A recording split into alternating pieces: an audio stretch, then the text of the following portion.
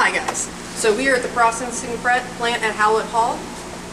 Usually we would have to wear hairnets, beard nets, and aprons, but today we are not doing that. As long as we stay behind the white pillar here, you guys do not have to get dressed. So we're going to stay behind that white pillar, and if you squinch all the way over that way, you can see the equipment a little bit easier.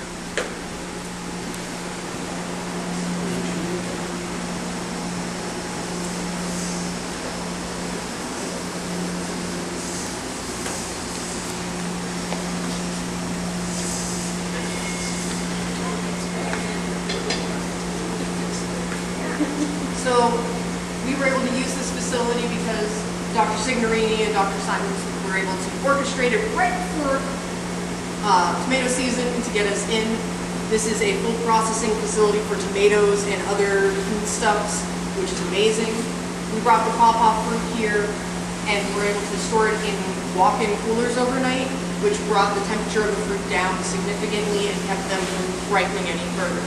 We then washed the fruit because they wanted us to have a sterilization step of some sort. It was a little tough and difficult to get those fruit out of the water at that point, and they did get a little more bruised and they were not as perfect as they were when they went in. We then brought the fruit up here to the steam kettles. There's one over here, and then there's one back here.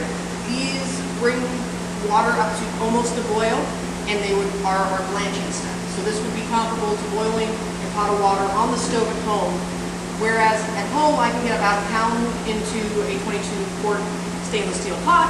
Here we can do 40 pounds at a time, which is amazing. We then took those pawpaws out of the steam kettle, chilled them down with ice to bring them down to room temperature, so that the volunteers who I had peeling all of these pounds of pawpaw fruit did not get their hands stolen. So then we peeled the fruit with knives or with peelers. After blanching, those peels come very easily off. It's very simple. Then we would transfer the fruit into the Hobart mixer there and whip it with a whisk for about 5 minutes. And then we got to decide on which method of pulping we actually use. The hand pulping, we just put a scoop of the fruit into the bag, pull the top of the bag and squish it out. We did about a pound or two at a time with this because it gets your hands after a little bit. It's a lot of force. This is the Roma processor that Dr. Powell has used in the past, and we decided on the hand crank version because the motor doesn't work for him. You can see how we shave down the top of this auger, so it's usually a lot more stout, so that the tomato seeds can just escape. But you need the pawpaw seeds to be able to get out of this end here, and then the pulp comes out this direction. I didn't put this back together, so I'm sorry. But this is the robot coop, and this is all commercial grade stainless steel so that it all can go in the dishwasher. And let's put it back together.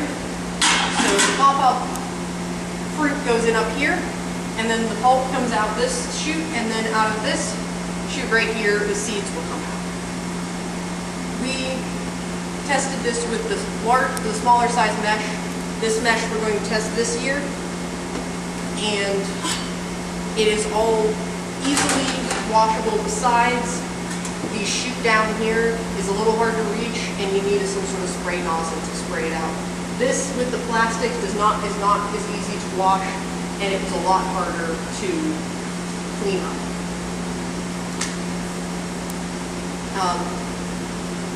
I think that's it. What questions do you guys have?